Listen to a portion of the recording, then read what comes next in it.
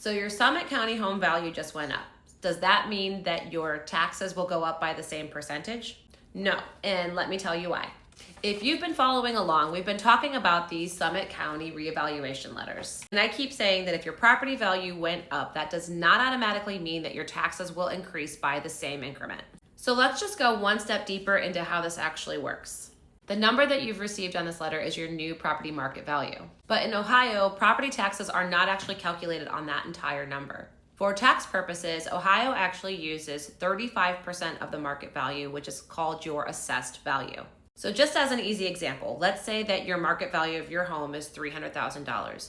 That means your assessed value is actually $105,000. But even that doesn't tell us what our property taxes are actually going to be. Because now we have to look into the actual tax district that you're in and the property taxes that apply. That's where your school district, your city or township, your county, your library, metro parks, voter-approved levies, and other taxing authorities come into the picture. And that's also why two homeowners of similarly valued properties can actually have two very different tax bills depending on where their houses are located. And this is where you start hearing words like millage, effective tax rates, reduction factors, and the 20 mil floor. That is a lot of expertise that is not my department. But if you are somebody who really wants to understand further, the Ohio Department of Taxation does have a property tax guide that does a pretty good job of breaking it all down. I'll link it in the comments below. It explains things like what a mill is, how millage works, tax reductions, and the 20 mil floor. So basically the mechanics behind the actual taxes and why property taxes don't necessarily move dollar for dollar with your property value.